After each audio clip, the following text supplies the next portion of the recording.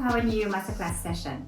I'm Raphael Tron, Marketing Manager for Active Concepts Europe, and after Meg's presentation on hair skinification, today we will learn more about hair biology.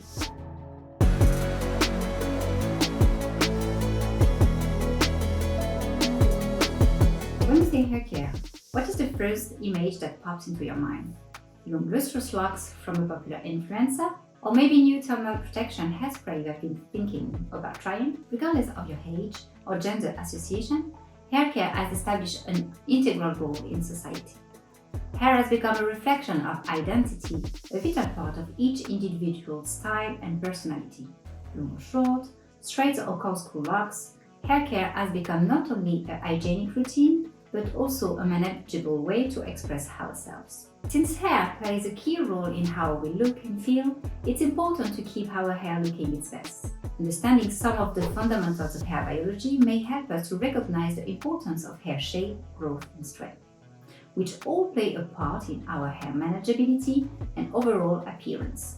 So join me as we take a deeper dive into the science of hair care.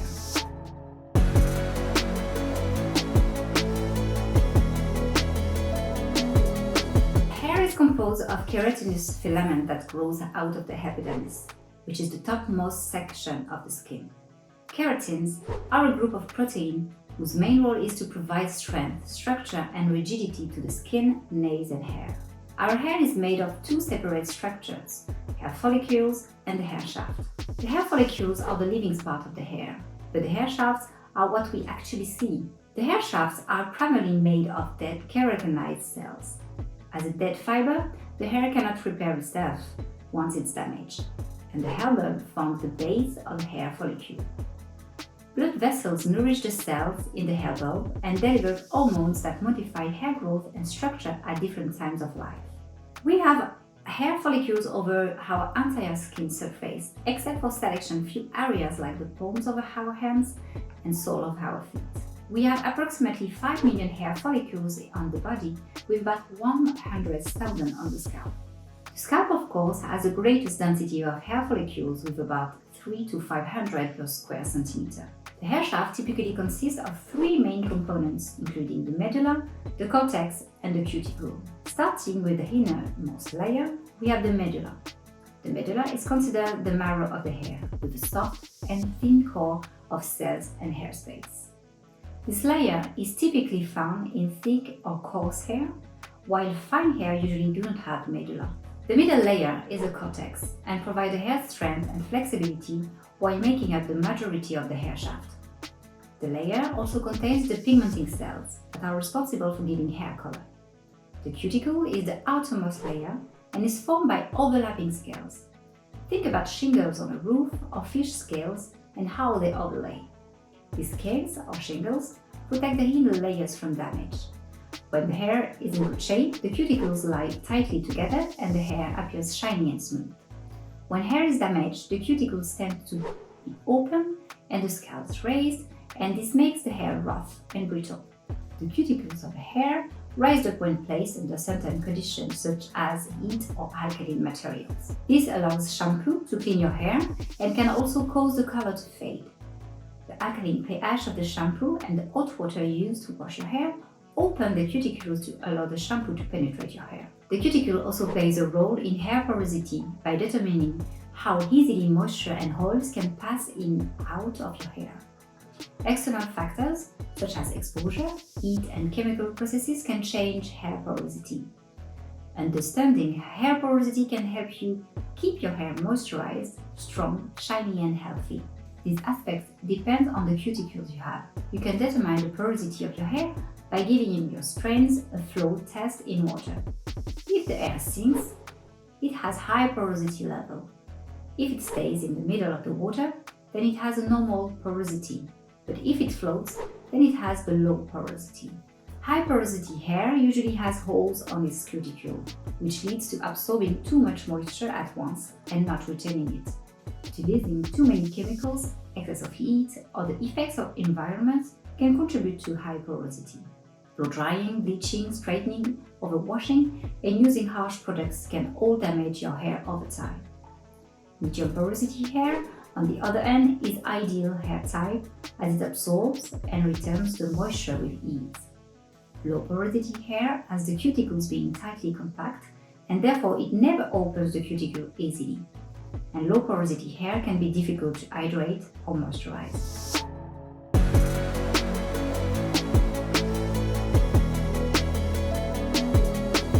So the structural components of the hair shaft are pretty much the same: medulla, cortex and cuticle. But why do some people have straight hair and some people have curly hair? The answer lies in the shape of the hair follicle. The hair follicle is the living part of the hair. The stocking-like structure contains cells and connective tissues. If we look at a follicle for straight hair, it would be round or circular. Curly hair has an oval-shaped follicle. The flatter the oval, the curlier the hair will be. Another contributing factor for hair curl is how the follicle tunnels into the scalp. Follicles of straight hair tunnel vertically down from the skin surface into the dermis. If the follicle angles into the dermis, then the hair will curl as it grows, causing its curl. Although this curving of the follicle can lead to gorgeous curls, it causes one major drawback: dryness.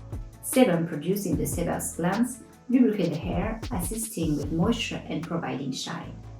Sebum is not able to travel on curled follicles as far as straight follicles, leading the hair to dryness. This is also why straight hair tends to be shinier than curly hair.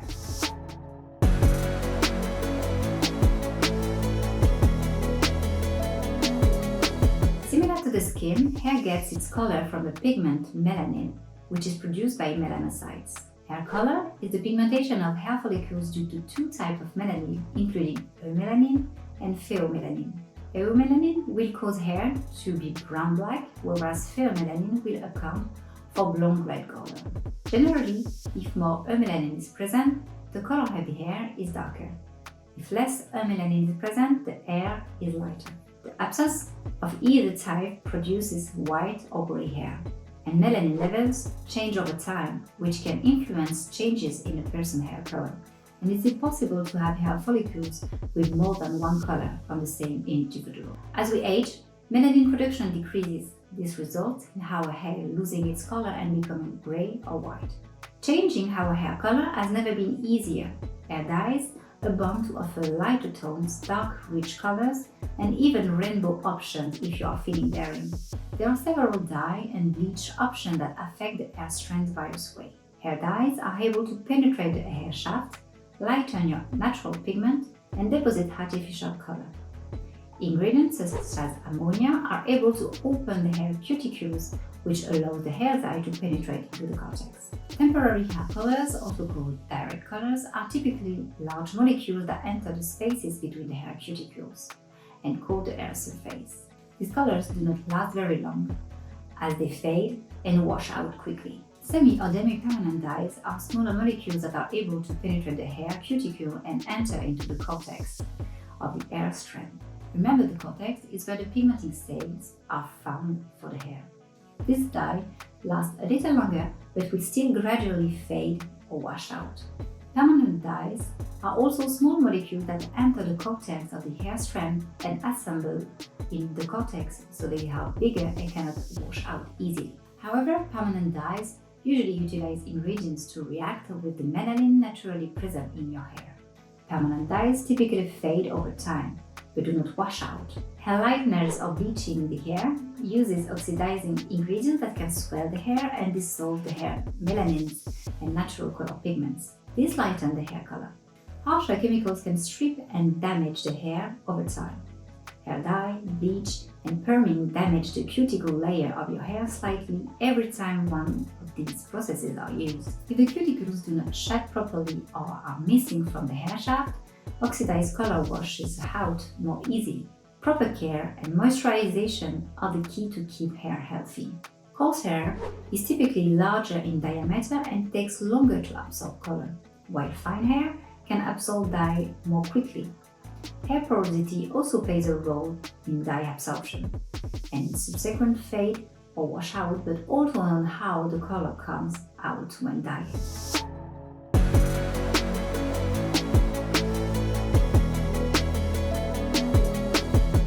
hair is made of keratin, a strong protein that provides structure.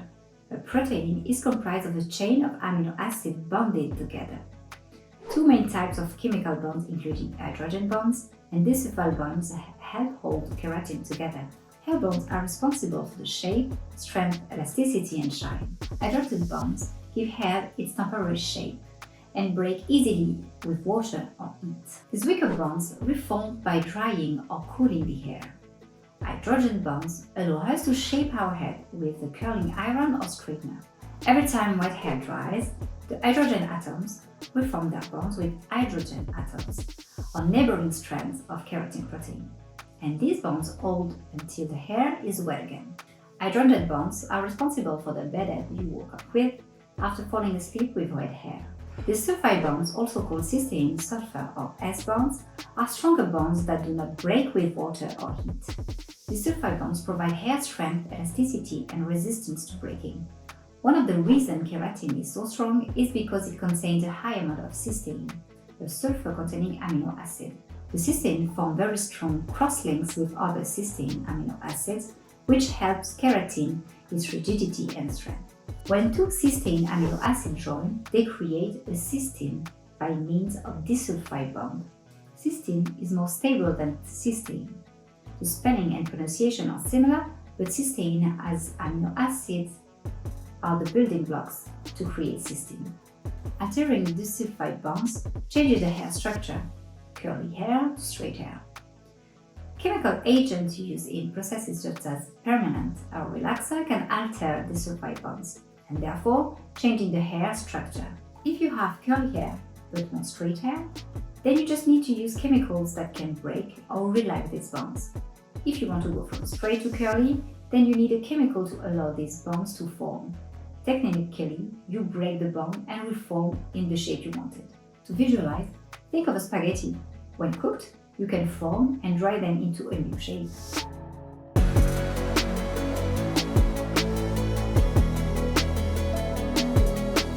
Hair is continuously growing while being replaced by new hairs. On average, we typically lose about 50 hairs per day, which is normal. Hair loss occurs when more hair is shed than what is replaced. This can be a result of hormone influences, diet changes, and the aging process.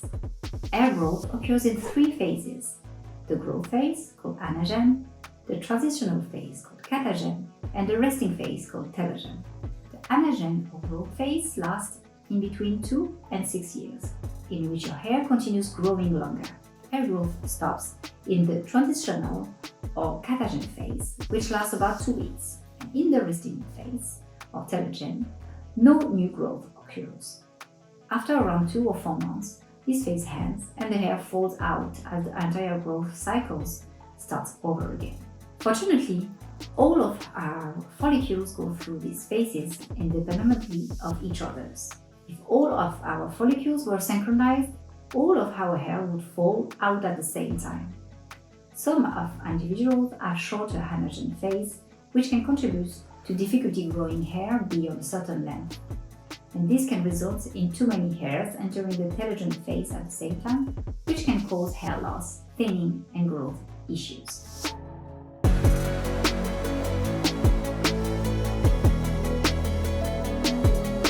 We have seen the different properties and characteristics of our hair. Even though heat, chemicals, and the environment can damage our hair over time, it's still a strong and important aspect of our daily lives. Hair serves a variety of functions, including protection, sensory input, thermoregulation, communication, and even a way to highlight our unique personality. Throughout history, hair has played an important role in society as a symbol of youth and vitality. Hair care may not always be easy, but learning about hair biology is the great way to start.